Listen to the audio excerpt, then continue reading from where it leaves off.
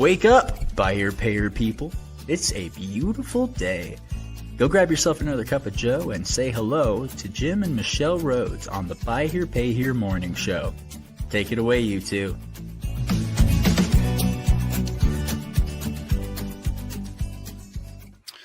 Good morning. Hey, everybody. Hi, from the studio in North Ogden, our home for a while longer. Some of you know that we're expecting to relocate. You got a whole thing of I do. It's behind like you. Notes, but I don't think you can like actually read it. But we are pretty known in our intimate circles as someone that we have little like massive sticky notes everywhere because that's how we gather our thoughts and all of the things. And you get to kind of see some of that inside the war room this morning. There's no war. Yeah. So a couple of updates. We got our V8 meeting starting next week. There's still time for our V8 folks to get in the group. And I think what you're going to see in some of the data today is part of the reason that folks really want to consider getting in these groups so they can have some real information and have a good idea what's going on in their business. So we'd love to have more folks over there. We just added a member this week onto our newcomer group for those people that are 0 to 100 accounts.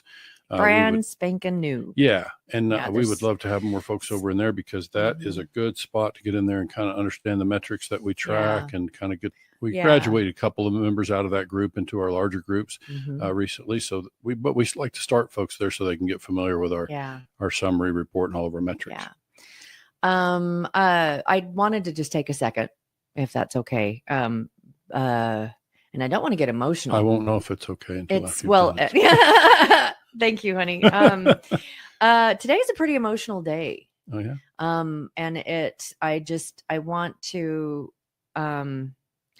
recognize and honor that it's a heavy place that everyone on this planet is in right now. There's a lot of just high emotions, just really, there's a lot of just heavy emotions. And I woke up this morning experiencing that. And I have been practicing for quite a while grounding. And so it's just like getting out of my head and just letting whatever it is that feels heavy, just shoot it down into the planet. Just that kind of like grounded and getting out of my head. And I was doing that a bit this morning because I woke up just feeling really just heavy and more so than normal. And I got in the shower because it's the shower, Jim knows, is kind of like that's where I meditate. That's where I, center myself. Our water bill's outrageous. It is because I empty the water tank every single time. And I felt inspired, turned on some happy music and danced and just moved and, expressed through movement, just joy and love and peace and all of that. And it helped so much. So, I for what it's worth, for those that are listening, if you're feeling heavy, just weighed down with the things of the day, of the things that are happening in our worlds and the things that we are just experiencing a lot of fear or anger or all of those kind of things around. I just really encourage you to help lift your soul, dance, find some happy music, get out there and just move. And even if it feels disingenuous, just move, just get it all out of your system.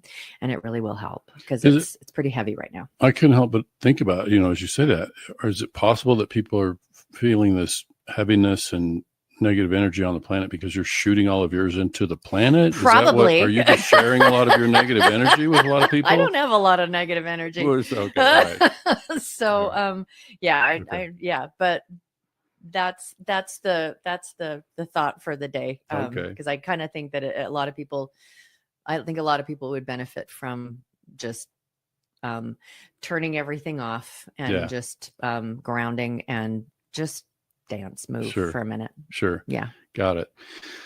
Shall we move into our I think subject so. then of the day? Yeah. Jim usually has a joke to alleviate whatever he feels is heavy. And so he already did. He's like, maybe that. Yeah. Yeah. And I appreciate that because he kind of pulls me out of my thing and it's wonderful. Okay. Subject of the day, repos. Well, yeah, let's show that tile first, that green tile from the Facebook post. I put this on Facebook a couple days ago. And so for those who can't see the screen, it just says collections is greater than underwriting, which is just a short way to say collections is more important than underwriting. Am I wrong? Oh man, there are a lot of people that are going to land on different sides of this. Yeah. And I end up finding it amusing. It's something you look at our industry and people feel so strongly about their stuff. And it's like, I think, it's like, it's okay. Look, you can, obviously everybody can have their opinions and that's part of what Facebook is for. Right. Yeah. But it's like, when I look at the stuff, I think, well, what basis do you have for, your opinion? So this is why I'm just challenging our entire industry, and we're trying to live by it ourselves and model is like, let's get factual. Let's do the best we can to lean on actual numbers. And so that's part of what today is about. But I think before we move into our actual numbers for the day, I would say that I could have written this differently. Let me think about how you could say someone who's very good at collections can overcome may have more success than somebody who's only good at underwriting. Yeah. And I can think of numerous dealers that would say, you can underwrite any way you want to. And if you've got great collections, and I'm not talking straight line, I'm angry or, bring your payment in kind of collections, but where you're engaging and you're there and you're offering opportunities and you're offering assistance, all of that a good collections policy, a good collector can overcome almost any underwriting it's just not any, but you know what I mean. Yeah. Well, there's a lot of dealers out there that believe that. And I think for this morning, I won't even render my opinion. It's like, it's not about opinions. I think it's really about, I think when I look, when I see this data, it's kind of like, I almost can see a difference in what I would call a D+ customer and a D- customer. So let me explain what I mean by that is when you think about, in our segment over the years, I've heard it described as, A paper is premier paper, top credit scores. B's are got a few glitches on their credit, but they're still strong. And then C is marginal. And then D would be this kind of unbankable customer that we finance. And it's been my observation across my career that a D- customer, we'll call them. And maybe the reason they're in a D- segment is largely because of income. Right. They just really struggle because of income, perhaps, is one of the factors. Yeah. But when I think about a D- customer, I feel like they require a lot of hand holding. So even though we might have underwritten the deal correctly at the time, based on all the information we had at the time, the truth is across the 3-year note, this customer is going to have a roller coaster. Yeah. George Spat. Love you, George. You're just such a solid listener to, and he said to me, this is like saying repos are more important than sales. Yeah. I think George is our only listener, honey. Sometimes. Thank you, George. Thank you, George. You stroke our ego. Time for the morning George show.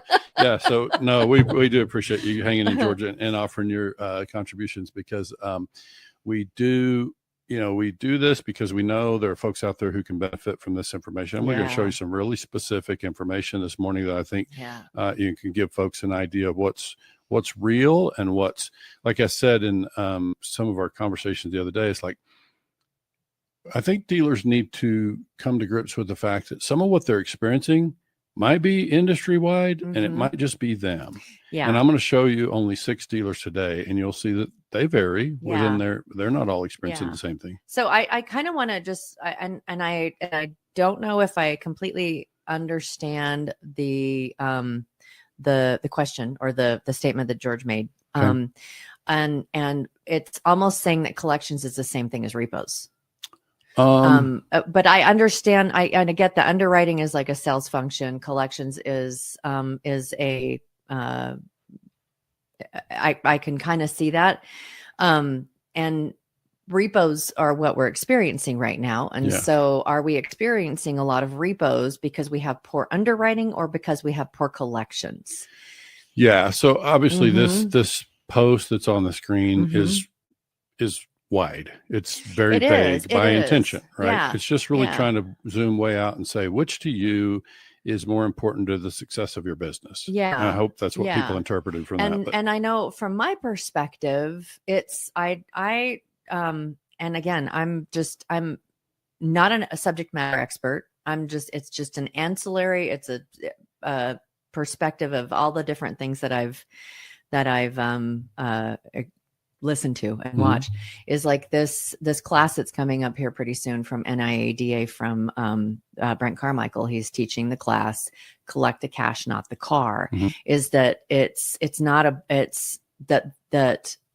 that repos are not what we should that's not the focus. That shouldn't be the focus. It should be how are we making it possible for people to be able to pay. okay. So, yeah. I mean, again, this is it's open to interpretation. Exactly. So that was my interpretation. Yes. It was intentionally, a wide net. And but if I just look at those, if you think of those as a department, most dealerships are small enough. They don't have at least most people who listen to this podcast, probably, they don't have a separate underwriting department. They don't have dedicated underwriting team. And we really encourage a lot of the people that we've worked with is it's if they don't have a separate underwriting team that they include collections in the underwriting process. Yeah. Like the manager or the director or the lead in collections somehow in that process. I think that's a subject for another day. Yep. I agree. I think that's something we definitely encourage. And I think, before we move away from this, I would just say that I'm really just trying to, let me just reference somebody I've referenced before. I know a dealer who's been in business for decades. They're nearly as much analyst as I am. Like they're deep in data. So you guys get all nerdy together. Sort of. I mean, the dealer shares with me what they have learned across decades in business. Okay. And they've experienced two different kinds of business models in their decades in business. In the buy here, pay here industry. Correct. Okay. And they've shifted their business model and they have a very different model than where they started. Okay. So when I listen to this dealer, I believe that they're speaking to me based on factual information based on their own data. Yeah. Right? Yeah. So they've interpreted their own data. This is not just opinions and guesswork. And what this dealer says is, and this will make some of the underwriting software people unhappy, but what the dealer says is, I've looked at it all kinds of ways and I cannot find anything about the consumer that is predictive.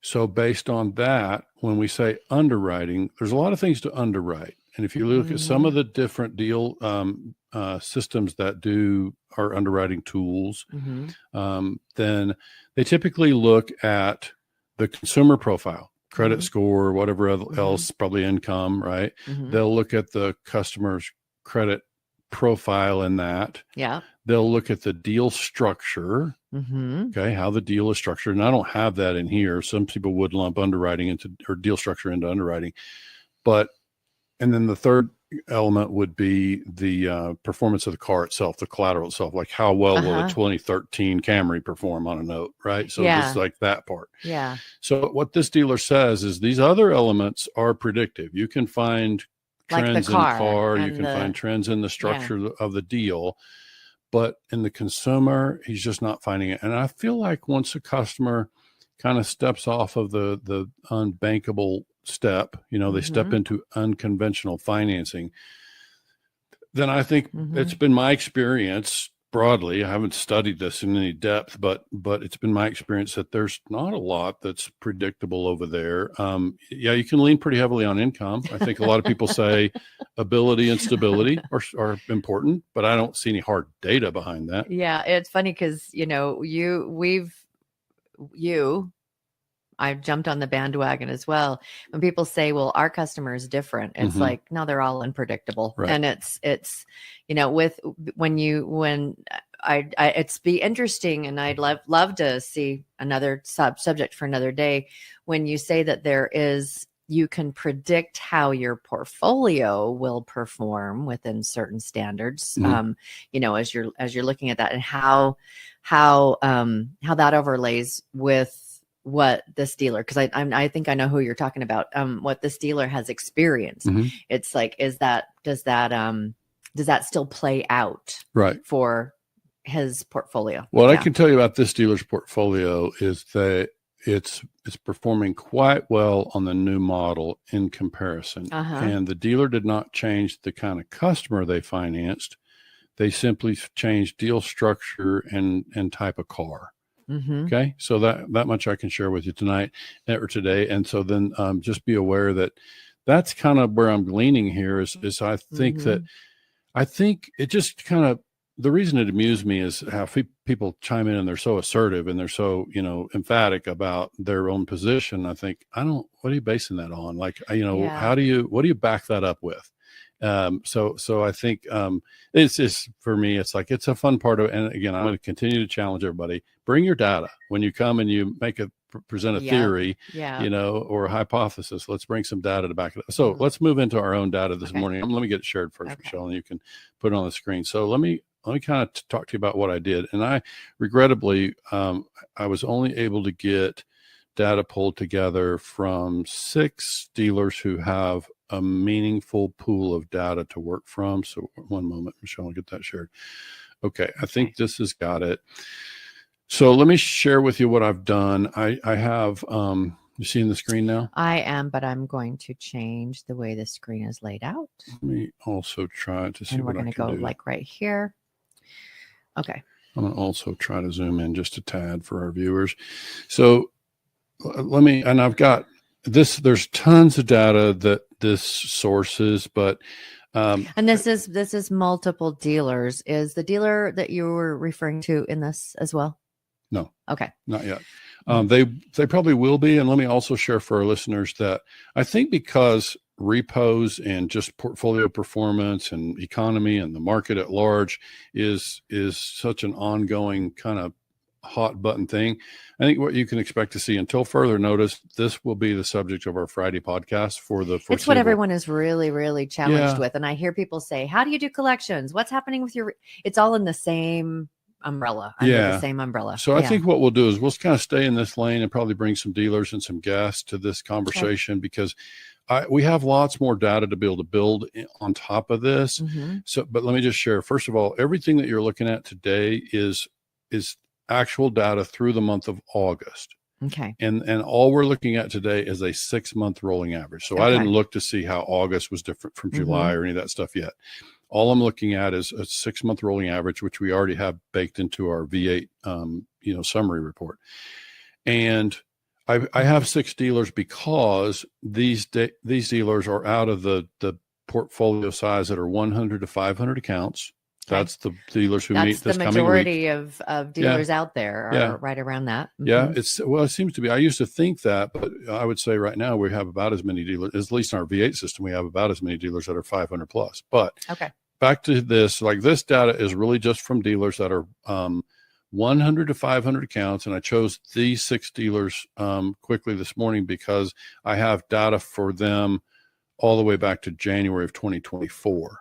So that gave me more of a trend to look at across 6 months of a rolling average. And all the data that you see here on the screen, I have most of it charted. So I'm going to go into charts, but let me just show you what we're looking at and how these things are calculated. So let's look at this first one. This dealer NC1, when I say that June 2024, their charge-offs were 2.3%, what that means is from January through June, they averaged charging off the gross principal balance of the account at the time, whatever the customer owed, gross principal at the time that the account charged off. That's the number, but it's compared to the amount of principal in the portfolio at the start of the month. That's a number we lean on pretty heavily in V8 for our metrics. And so this is It's what you sometimes have heard me call in the past a conversion rate. In this Okay. case, it's this money is not ending up in our portfolio. We're not converting it to the bank, but what it says is we charged off, this dealer in that 6-month window charged off 2.3% Of their principal of their principal balance of what was in the principal portfolio at the start of the period, start of the month. Okay. So let me ask you, Okay, just go like ahead. simple math. You have a $1 million portfolio. Mhm. It's basically you've charged off 2.4% of that from the principal in your portfolio. That's how much you charged off in that month. So that would be Correct. like 10. Well, I didn't know we were going to do. I use spreadsheets for math. Okay, but so I yeah, but no, it's look it at me is- trying to do math Yeah. on the fly. Yeah. So it basically would be that percentage of Okay. it's the percentage of the principal that's in the portfolio at the start as of a the whole, period. as an And that's aggregate the for most useful portfolio. because now it lets us get a sense of, well, if one dealer charged off 50,000, another dealer charged off 50,000, that's interesting. But if one dealer has a much larger portfolio, than then the other, obviously then that's a it different changes. thing. So yes, So that's why we lean on Yeah. the percentage of the portfolio. and not per account, but this is like in general or Right. in aggregate for Right. your entire portfolio. Gotcha. Yeah. So what you see there, and let me just jump to the graph because I'm very visual, and I think most of our viewers would be as well. So if you're catching us on audio, you might want to find it on YouTube and always subscribe when you get over there so you can catch this stuff on video. But I think the best way to look at this kind of thing, and let's back up and remember what we're looking at, what we're trying to determine here. Dealers are out there saying, you could look at the threads in some of these Facebook groups and you can hear dealers saying, man, my charge-offs are through the roof. They're the worst I've ever experienced. This is awful. The sky is falling kind of thing. Right. So I just think by showing some real data and making it over longer trends, we can see, is it really changing a lot?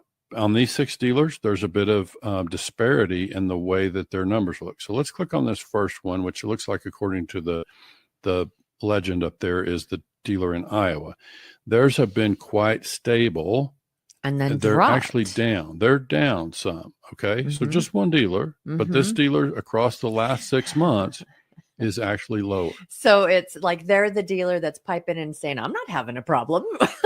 Yeah. And I just think it's important to recognize that. And this is just the first dealer. Some of these other dealers are up, but this particular dealer, again, keep in mind, we're looking at gross charge off. All charge offs would have been the gross write off in your portfolio.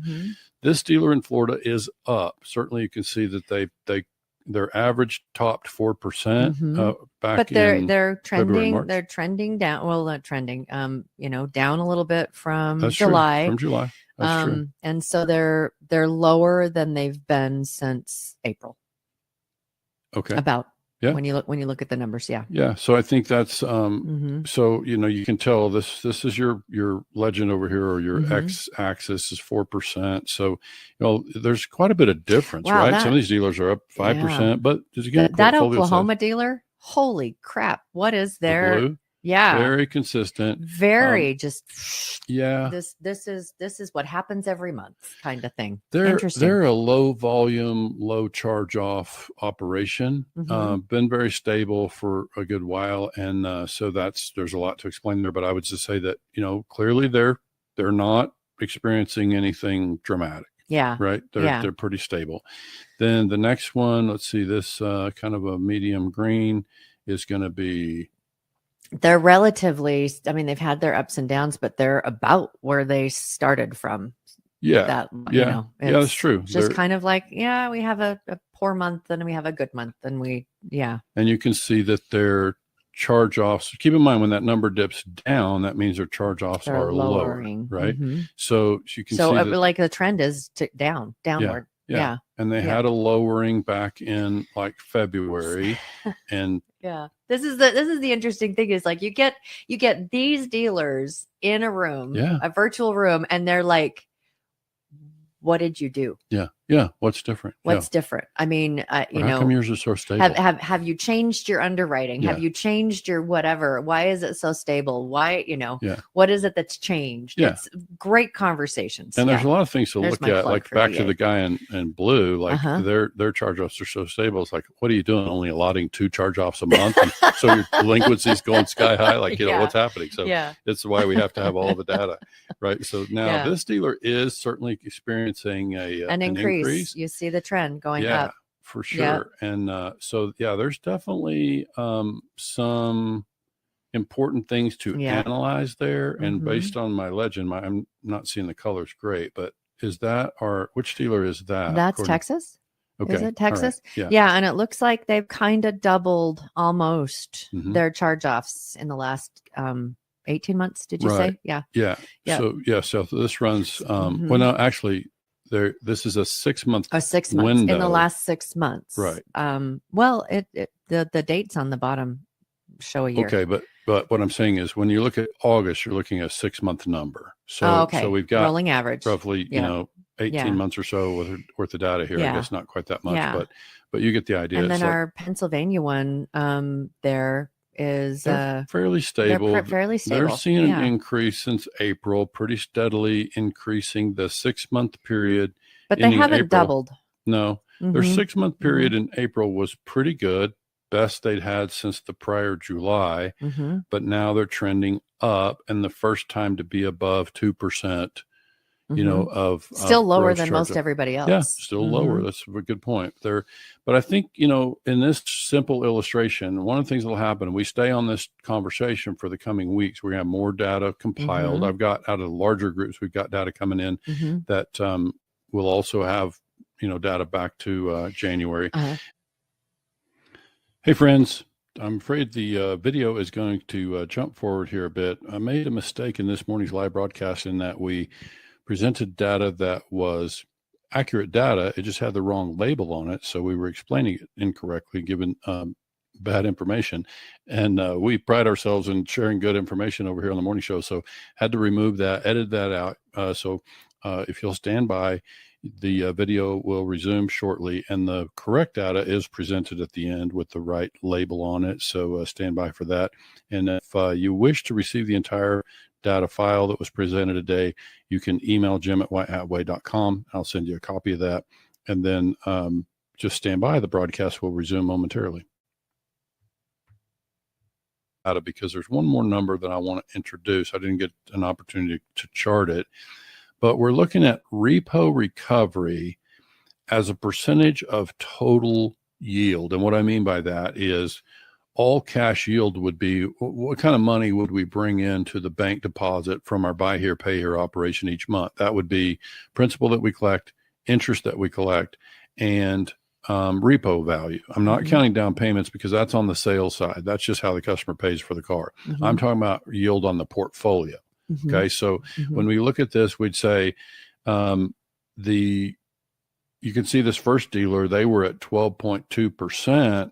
Their repo amount of the total bucket was at about 12% back in June. Now they're at 22%. So clearly they're much higher now. Repos are accounting for a bigger part of their quote bank deposit now than they were back then. And if we look at the next dealer, Pennsylvania, same thing. Their repos account for, they're both of them have pretty much doubled. Yeah. And now the next one, Texas is maintained. I mean, it's a little bit of movement, but it's about the same. It's slightly lower. Yeah. Than the next dealer, Oklahoma dealer. Half. Yeah, it's cut in half. And then the Florida dealer, this is a little bit up. Actually, I'm going to remove this because I don't know that we can rely on this data from this period. Okay, so I'm just going to remove that. But they were at 7.4 now back in September. And now there's been a lot of movement, but yeah. And then you look at Iowa, and it's like, okay, they're better. It's like, what are you guys doing? Yeah, so they may be feeling it in their bank deposits because they're not recovering as many repos. Now they're growing their portfolio. Obviously, they're seeing more payments because they don't have as many repos. So this is the interesting part that, you know, we are always working to try to analyze and help dealers visualize, you know, what's happening in their business. But this dealer very well could be, Mm-hmm. clearly their portfolio should be growing if they're seeing fewer charge-offs. And so they're going to experience cash flow from that. But they're not going to enjoy the short-term cash gain that some of these other dealers would experience as a result of the repos. So go ahead. You had a question? No, I didn't have a question. I was like, I'll get it to it later. Go. Okay. No, that's cool. So that's all we wanted to just kind of introduce. And so I think this is part of why, it's important to, let me just double check one quick thing. Is there any, I know a lot of people listen because they're trying to learn, and this is just looking at trends. Yeah. And their trends may be completely different, but are there any like nuggets that dealers can walk away with to be able to have a little, have more stability, have more feeling like that they're able to buffer some of the storms of the things that are happening? Is there anything that we can draw from this? That I know these are just charts, and so we're not looking at right now at their underwriting and the type of car that they're buying and deal structure, all of that kind of stuff. So here's what we know. Okay. If we're experiencing a spike in charge-offs right now, so first of all, about me as a coach, I'm not super reactive. Like I tend to be pretty steady, and I play a long game, and I want to try to solve problems today in the most permanent way possible. Because and in life, that is just really a great way to approach stuff. So the hard times, the ups and downs. It's what makes sense and works. That's why I like my husband so much. But thank you. Yeah, but I like you too. Okay. I would just say that what I'm trying to get to here is that in the interest of not being super reactive, let's look at what we can't fix. We can't undo the deal structure. It's already done.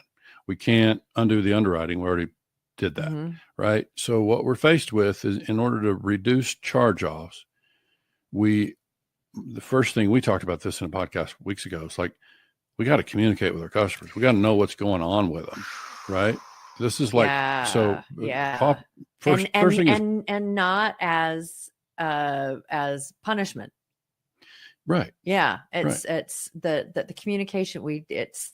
Everyone's hurting. This, so you want to solve some of your charge-offs, and it may not happen tomorrow. It may spread out, but if you want to see your trend line improve, make time today to start communicating with your customers before they're past due, because when we're just being reactive. When we're reacting to delinquency, by then it's too late. The customer's in a hole, and they're going to have a hard time digging out of that hole.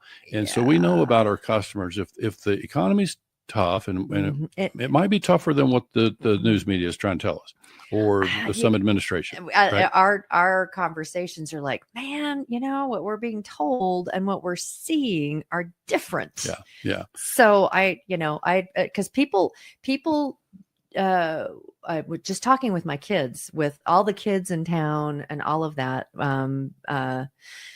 This last week, it's like, how is your money spending? Right. And it's like, incomes haven't changed, all of that. How is your money spending? And it's just, it's hard for everybody.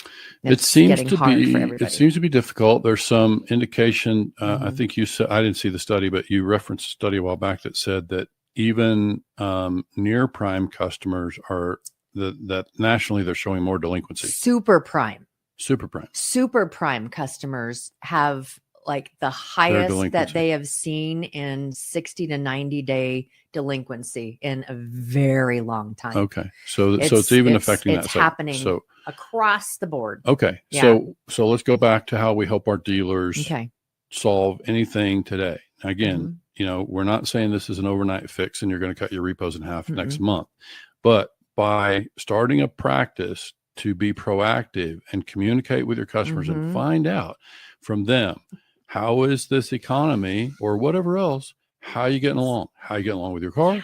Is your job going okay? How are you feeling with the money crunch? We're all feeling the pinch. Yeah. And so we're really, really aware that no one is walking away without feeling some kind of squeeze. So how do we work together? Yeah. So we're we're going to not do what, our description of the show, we said, we're not bringing hopium to the podcast. No hopium. Okay. So I love that. We can be clean on that. So but we're going to give you some real hard facts. If you want to have a chance to help a customer, and this again goes back to kind of where we started. Mm-hmm. When I think about the difference between a D+ customer, I'll call them, and a D- customer, my view of our D- customer doesn't mean they're a worse individual. It doesn't mean they're any less than. It just means they probably have less income. They very well may have less education, and they very well may require more hand holding. Mm-hmm. Uh-huh. The end. And yeah. Yeah. So we're going to have to talk to them in order to solve a problem with them. We're going to have to talk to them and know what the problem is. And it's a really great place to layer in compassion for everyone's experience. And I love Candace Price, a really great dealer out of Nebraska. One of her, she's like honorary White Hat Way dealer from couple of years ago. And one of the things that I see in their practice as a dealership is they're about solving bigger problems for the customer rather than, and because, we can get so tied up in our own little bubble. And all we're trying to solve is the problem of I need our payments, but they're out there trying to solve the problem that is why our customers feeling the pinch. Mm-hmm. How can we help them feel less of a pinch, not just with the car, but so just a thought for all of those of you out there, if there are organizations in your community that help solve problems for people that are our customers. Lean in with them too. Sure. It's like how we're in there. Do a fundraiser. Do a drive. We're here to help. We're combining efforts. We're trying to help your experience be lighter. Because imagine, leaning in with those that are helping, and how that builds such a deep level of trust for those that are suffering, because there's just a lot of that's happening. So, sure. Find ways in your community, find ways to lean in with helping your customers solve bigger problems. If you can redirect some of that effort, of that collections effort, communicate with them, all of that, that will pay in dividends. Maybe not in your bank account at first, but in people feeling like they can trust you in your customer base and your community. Yeah, it will help. We can't stop yet. We got something I have to clear up. I made a mistake and I recognized it in looking at this data myself. You made a mistake? Yeah, I know. And so I've got to immediately edit this podcast when we finish so I can avoid having to spread that misinformation. Okay. So the data, let's show the screen again. If you can show the chart. It's not in there. Oh, okay. Let me get back in there. Can you add it to the stream? I cannot. You have to add your screen. Okay. Which one? The collections and the underwriting screen, or the data screen? I don't have the data screen with the graphs. Yeah. So you need to one moment. reconnect. Let me get back over there. And sorry, technical stuff. Yeah. Bear with us. So here we go. Thank you for the background music. Let me get this shared right before you bring it back up. All right. So here we go. All right. So to the stage.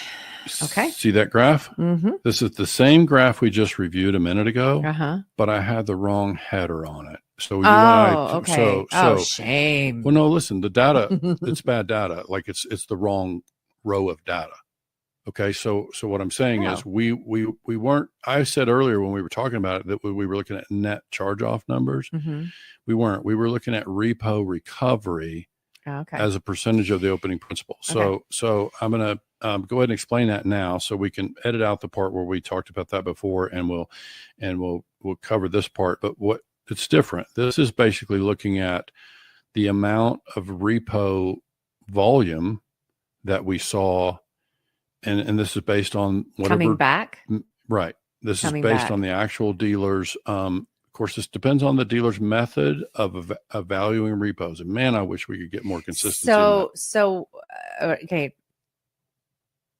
So then a higher number is better. Yeah. Well, it's basically, I would say it's just numbers, and you can decide. But what it's saying is, let's pick this dealer in green here. This dealer is experiencing more, like where they're higher, they're experiencing more repo recovery in that period. So you can say that repo values are higher, or they're recovering more dollars in repo during that period when they're higher. Do you think that has anything to do with the cost of cars leveling out some?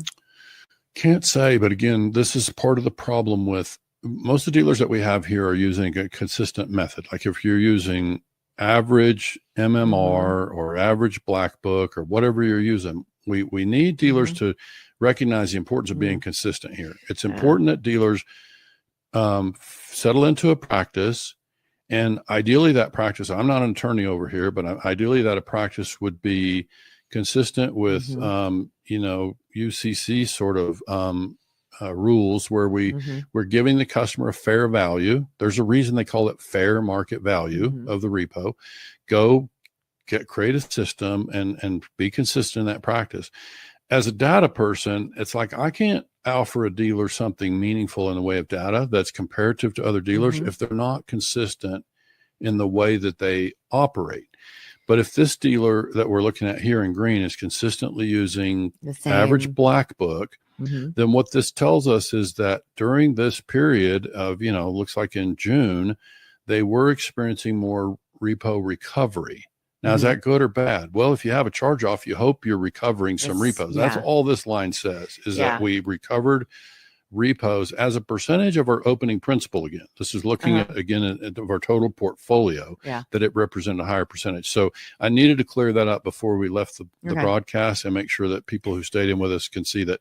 And I apologize. We'll come back next week and bring both so that we can show the difference. So just those of you who've been listening audio, please go to our YouTube channel, Jim and Michelle Rhoads / Buy Here Pay Here Auto Finance Coaches. Right. But if you can find Jim and Michelle Rhoads, or you can find the Buy Here Pay Here Morning Show. Just don't put an E in Rhoads. There's no E in Rhoads. We have a weird spelling of Rhoads. That's and then also, guys, again, if you need any help, have questions, feel like you want to start joining the conversation in V8 groups, please reach out and let us know. There's room. We may not be able to get your data in with all of the aggregate for this month, but we can get you in to observe. I still have time to put dealers. Depends on their portfolio size and when their meeting's coming. We still got time to put people in. So I would say anytime you can get in there. We have got some new practices on how we let people in. So 903-816-0216, 903-816-0216. Message me there. Message Jim there. And it's Friday. What was that sigh about? That sigh, I told Michelle that sigh was a 6.7. He Richter scales them all the time. It's like, because I'm sitting here going, oh, great.